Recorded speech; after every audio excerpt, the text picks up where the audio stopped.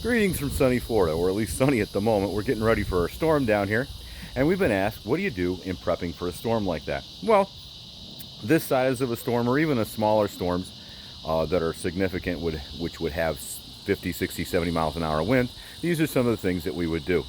Flip the camera around here and show you. What we've done is we have an outside ladder, so we have that attached to the back of the trailer. Normally it rides in that in the bike compartment right there, but that is strapped to the back ladder of the trailer.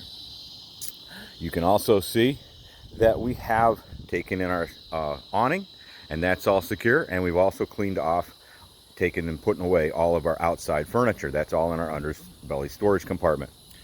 We also have, and these are always out, stabilizers. You can see the one scissor one right there, and also there's two right there underneath the steps. We have chocks, plus we have X chocks between the tires. That holds the tires steady and sturdy and keeps it from rocking a little bit. You can see there some more stabilizers, and the long black one right there, that is normally underneath our slide, but our slide is in right now, so I've taken that and utilized it in another spot.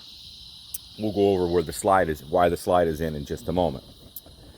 The other thing that we always have out is our tripod, which connects to our fifth wheel hitch, and you can see that's connected. But in addition to that, we also have some tie downs on the fifth wheel hitch itself, along with some ground stakes. That gives us some extra stability and keeps the front of the trailer from having the opportunity to lift up. As I said before, we've taken in our slide. That makes us a little bit smaller, a little bit less of an imprint, and less for the wind to catch on to. You can also see that we've taken in our septic line. That's disconnected, now closed up. Again, more stabilizers here. We also have our front jack stabilizers, which take the weight of the trailer. And back here, some more stabilizers. Again, X chock on the tires, and also chocks underneath the back of the tires. Now, we have disconnected everything except for right at the moment the power line, which you can see the yellow cord there.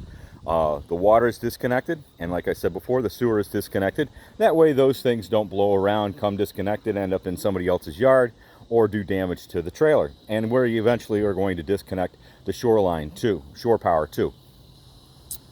We also have, and this is one thing you can't see, taken and filled up our freshwater tank, which is a 60-pound capacity.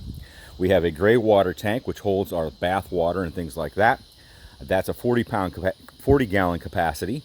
Our black tank is about 3/4 of the way full. That also is a 40-gallon capacity. And our galley tank. Now, galley tank is for the kitchen, and that's a 20-gallon capacity. Altogether, we have about 140 gallons of extra water on board between the gray, black, and galley tank and the freshwater tank.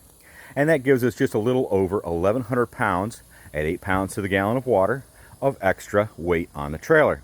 That will help, and that's low weight because it's in the belly of the camper. That will give us extra weight to help stabilize it and keep it down. More for the wind to have to lift, so it won't be able to lift. Those are some of the things we'll do. When I leave today, I'll also put in the steps so they won't be out. And we've taken on extra. Have extra water in the camper, fresh water to use.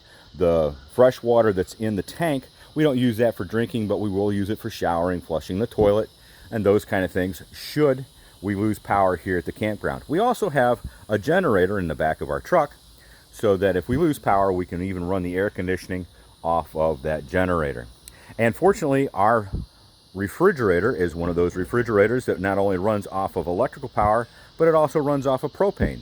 So we can run the refrigerator and that'll stay cold, and things in the freezer stay frozen, even though we don't have any power to the camper. So those are some of the things that we've done. Betty and I, as you know, have decided to not wait out in the camper, but we have gone to a motel just a few miles away, and are going to hold out there, stay there in a secure place while the storm comes through. So those are some of the things that we do to help prep the camper for a bigger storm. Now, if it was just like a 30 or 40 mile an hour wind, even a 50 mile an hour winds, we wouldn't worry about it too much. But with tropical force winds up to 75 miles per hour, or even a Cat 1 hurricane, which may be over this way, or Cat 2 hurricane with winds above 75 miles an hour. These are the things that we've done. So you can also see I've taken and strapped down the back bumper. I have a strap there with the ground hooks, and on the other side also I've done the same thing right there. You can see with the red tie downs. Those are some of the things we've done to help prepare. Well, thanks for watching, and we'll catch you after the storm. God bless.